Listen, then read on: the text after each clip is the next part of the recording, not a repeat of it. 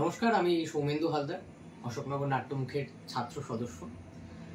এই বছর 1 সেপ্টেম্বর আমাদের দল তার 25 বছর সম্পূর্ণ করবে। সেই উপলক্ষে আমাদের দলের আয়োজনে বেশ কিছু উৎসব আয়োজন এগুলো আমরা ভেবেছি। তার মধ্যে যেমন রয়েছে বিভিন্ন শিক্ষা প্রতিষ্ঠান, যেমন স্কুল, কলেজ, ইউনিভার্সিটি, তাদের ছাত্রদের সঙ্গে বিভিন্ন রকমভাবে একটি করে দিন কাটানো।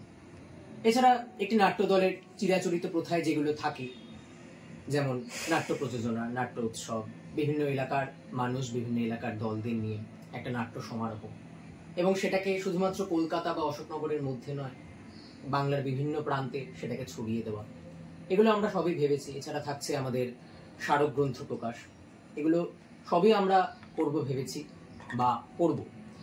তো আপনাদের কাছে অনুরোধ, আমাদের এই রজত জয়ন্তী বর্ষে আমাদের সমস্ত উদ্যোগে, আমাদের সমস্ত আয়োজনে আপনারা আমাদের সঙ্গে থাকবেন, এটুকুই আপনাদের কাছে অনুরোধ থাকবে। ধন্যবাদ।